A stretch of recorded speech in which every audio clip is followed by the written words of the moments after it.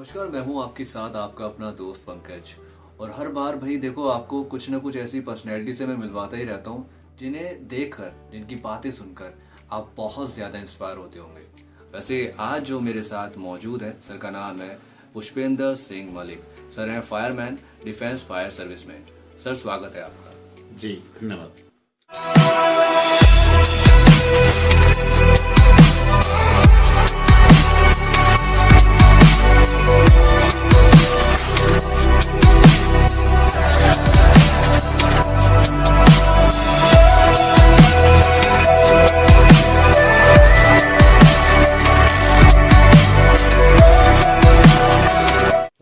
Sir शुरुआत करते हैं और सबसे पहले आप यही जानते हैं आपकी शुरुआती शिक्षा, स्कूलिंग वगैरह कैसे हुई, कहाँ से हुई, उसके बारे में हमें सबसे पहले बताइए। मैं मूल रूप से ग्राम पसवाड़ा जो माछरा ब्लॉक के अंतर्गत पड़ता है, जनपद मेरठ ही का ही निवासी हूँ। और प्रारंभिक शिक्षा मेरे पिता के एक दोस्त थे, श्री छिद्दालाल शर्मा जी और श्री सुखबीर सिंह जी, जो गांव सिंहपुर के रहने वाले थे। वो गांव कुआखेड़ा में पढ़ाते थे। उसका नाम है कुआखेड़ा और अमीनाबाद। तो वहाँ पर मेरी शिक्षा प्रारंभ हुई। कक्षा 5 तक मैं वहाँ पर पढ़ा हूँ। फिर उसके बाद मेरी शिक्षा मेरे गांव में ही पसवाड़ा में जूनियर हाई स्कूल हुआ करता था। अब वो हाई स्कूल से या इंटर संभवतः है, तो वहाँ पर मैं पढ़ा 8th क्लास तक। हाई स्कूल मैंने किला परिषदगढ़ गांधी स्मारक देवनागरी इंटर कॉलेज से किया। उसके बाद मैंने श्री संस्कृत इंटर कॉलेज एतमादपुर से किया गया।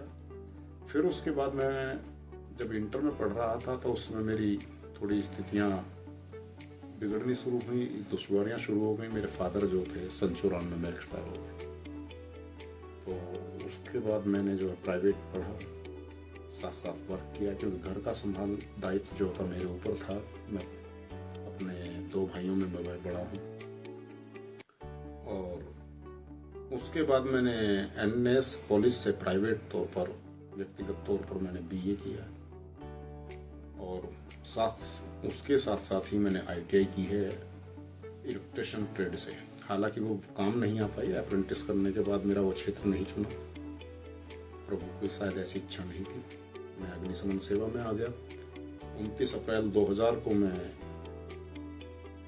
इलेक्ट्रिशियन ट्रेड से अप्रेंटिस करके इसी कार्यशाला से 510 आर्मी वर्कशॉप मेरठ कैंट में, जहाँ पर मैं नियुक्त हूँ, वहीं से मैंने अप्रेंटिस करके मैं बाहर आया, निर्वत हुआ। और 26 दिसंबर 2000 को मैंने ज्वाइनिंग किया था अग्निशमन सेवा में। सर आपने कभी ऐसा सोचा था, ऐसा कुछ प्लान किया था कि आप अग्निशमन सेवा में ही आएंगे, या ये बस होता ही चला गया धीरे धीरे? नहीं, ऐसा नहीं है। एक्चुअल में बहुत एक विडंबना रही है ये तो कि मैं अग्निशमन सेवा में आया। मैंने कभी कल्पना भी नहीं की थी कि मैं अग्निशमन सेवा में जाऊंगा। मेरा क्षेत्र जो था कुछ अलग था। बस प्रभु की शायद ऐसी इच्छा थी, क्योंकि मेरे फादर, मेरे दादा, मेरे परदादा ब्रिटिश टाइम से आर्मी में हम चले आ रहे हैं। मेरी एक परिकल्पना थी कि मैं आर्मी में जाऊं बस। और वो आर्मी में जाने में ही जो है मुझे जो है क्षेत्र जो है, क्योंकि वैसे तो मौका नहीं मिल पाया मुझे। मैं आर्मी में 3-4 बार भर्तियां देखी थी मैंने, तो उस समय में पता नहीं क्यों या क्या कारण थे, वो तो ऊपर वाला जानता है कि शायद वो क्षेत्र नहीं देना था मुझे। परंतु पुणे में जो है इसमें आ गया, तो मुझे एक आशान्वित लगा कि हाँ भाई ठीक है, मैं पूर्ण रूप से तो थल सेना का या सेना का आगे नहीं हूँ, परंतु अब जो है ये सुकून है कि हाँ किसी ना किसी रूप में उसकी सेवा कर रहा। मतलब थोड़े से आप सेटिस्फाइड हैं कि चलिए ठीक है, जहाँ मुझे जाना था वहां तक मैं पहुंचा नहीं, बट ये भी ठीक है। ये भी ठीक है, उससे अच्छा है। ओके, हमने सुना है कविता लिखने का भी काफी शौक रखते हैं, तो ये कविताएं लिखने का शौक के बारे में भी हम थोड़ा जानना चाहेंगे। कैसे शौक मतलब शुरू हुआ? देखिए, व्यक्तिगत जिज्ञासाएं जो होती हैं वो किसी न किसी रूप में उभर कर आती है।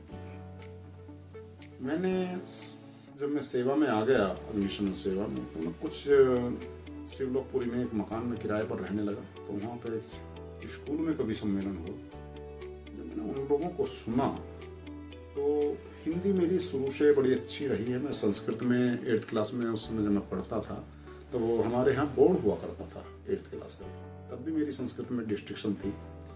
उससे पहले मैंने टीचिंग के लिए भी मैं नियुक्त हुआ था सरस्वती शिशु मंदिर में।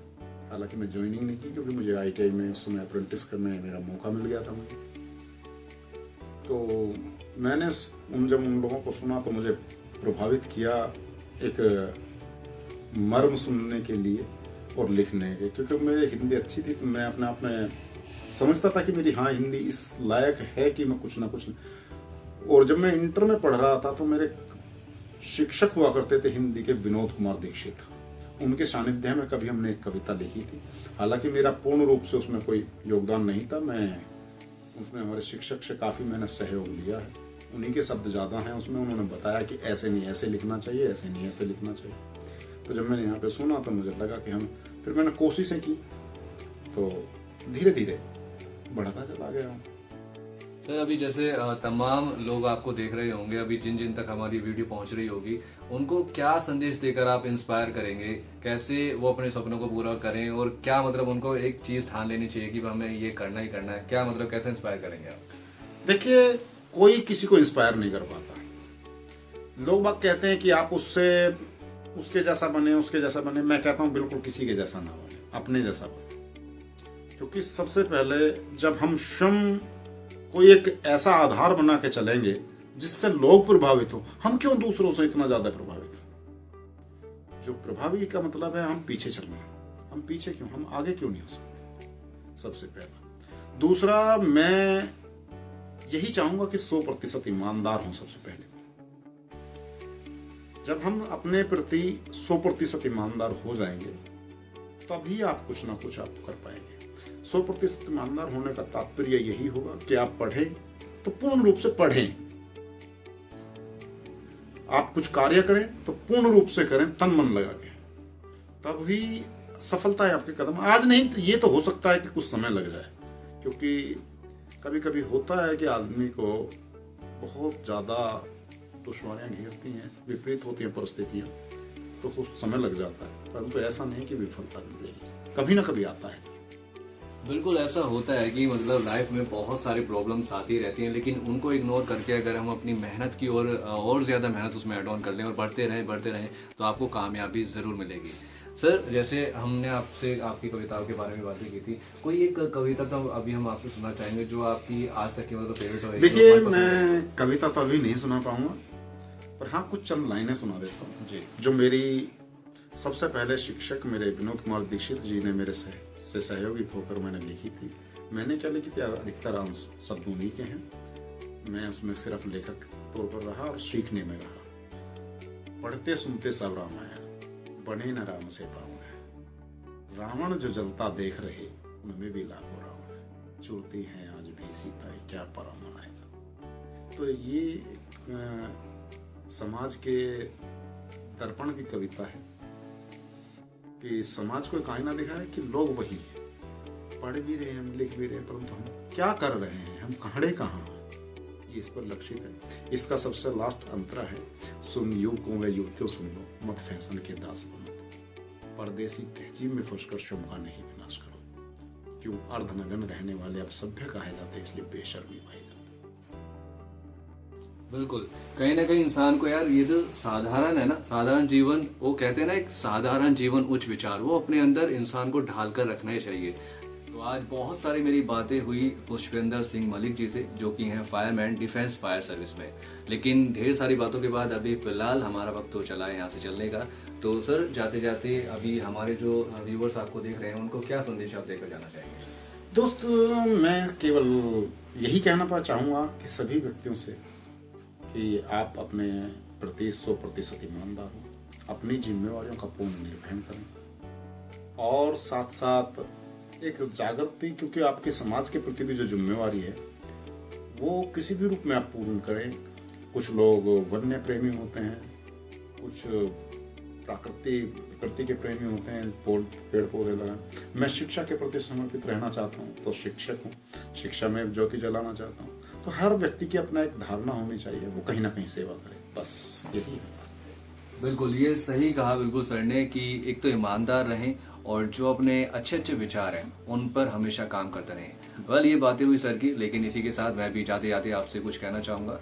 आप अपना ख़्याल रखिए, अपनों का ख़्याल रखिए। ये चेहरे की जो स्माइल है आपकी प्यारी सी वो बरकरार रखिए और हाँ, कुछ संदेश है मेरे पास जो आपको मुझे देने बनते हैं।